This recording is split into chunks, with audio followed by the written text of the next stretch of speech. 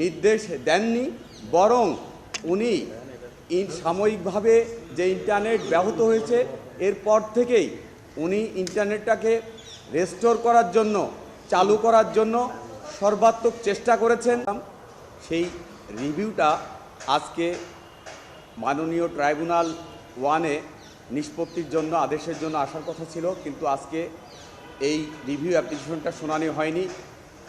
অর্থাৎ ওই রিভিউ অ্যাপ্লিকেশনটা স্টিল নিষ্পত্তির অপেক্ষায় রয়েছে।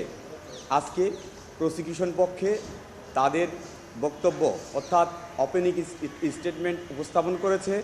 আমরা আমাদের ইতিমধ্যে অব্যাহতি হতে, অভিযোগ গঠনের দায় হতে যে অব্যাহতির জন্য আবেদন করেছিলাম, সেখানে আমরা বলেছিলাম যে জুনায়েদ আহমেদ পলক তার বিরুদ্ধে যে ইন্টারনেট বন্ধের অভিযোগ, নির্দেশ, যে আন্দোলনকারীদের আটক, নির্যাতন, হত্যার নির্দেশ বাস্তবায়নের সুযোগ করে দেওয়ার জন্য ইন্টারনেট বন্ধের যে নির্দেশনার অভিযোগ আনা হয়েছে, সেইখানে আমরা বলেছি যে ওনার আইনগতভাবে ইন্টারনেট বন্ধের নির্দেশনার দেওয়ার কোনো সুযোগ নেই। উনি নির্দেশ দেননি, বরং উনি সাময়িকভাবে যে ইন্টারনেট ব্যাহত হয়েছে এরপর থেকেই উনি ইন্টারনেটটাকে রেস্টোর করার জন্য, চালু করার জন্য সর্বাত্মক চেষ্টা করেছেন।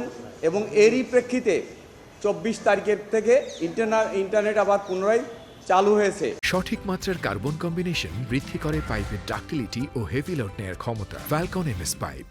এবং আমরা আরও বলেছি যে আমাদের যে অভিযুক্ত জনাব জুনায়েদ আহমেদ পলক, তার যে তার অডিও কনভারসেশনটি প্রসিকিউশন উপস্থাপন করেছে, সেখানেও ওনার কনভারসেশন থেকেই পাওয়া যাচ্ছে যে কী কারণে সাময়িকভাবে ইন্টারনেট বন্ধের কারণে যে আর্থিক প্রেশার, বিভিন্ন সেগমেন্ট থেকে যে প্রেশার আসছিল, সেখানে তার যে উদ্যোগ, তার যে চেষ্টা, তার যে প্রচেষ্টা, সেই প্রচেষ্টার ফলশ্রুতিতেই কিন্তু 23 তারিখের পর থেকে পুনরায় ইন্টারনেট আবার চালু করা হয়।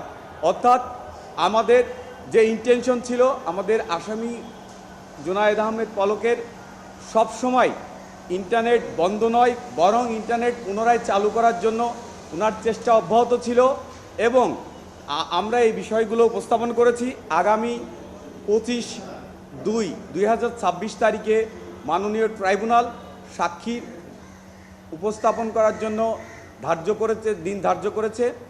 আমরা আশা করি আমাদের যে রিভিউ অ্যাপ্লিকেশন দিয়েছি, মাননীয় ট্রাইব্যুনাল রিভিউ আবেদনটি বিবেচনা করে অভিযোগ থেকে অব্যাহতি দিবেন। এরপরেও যদি প্রসিকিউশন সাক্ষী নিয়ে আসেন, আমরা বিশ্বাস করি ট্রাইব্যুনাল আমাদের ন্যায় বিচার পাবো বলে আমরা বিশ্বাস করি। এবং আমাদের যে উপস্থাপিত আর্গুমেন্ট, সেই আর্গুমেন্ট বিবেচনা করে আমাদের রিভিউ আবেদনটি এলাও করবেন এবং এই অভিযোগ থেকে অব্যাহতি দিবেন। এরপরে আমরা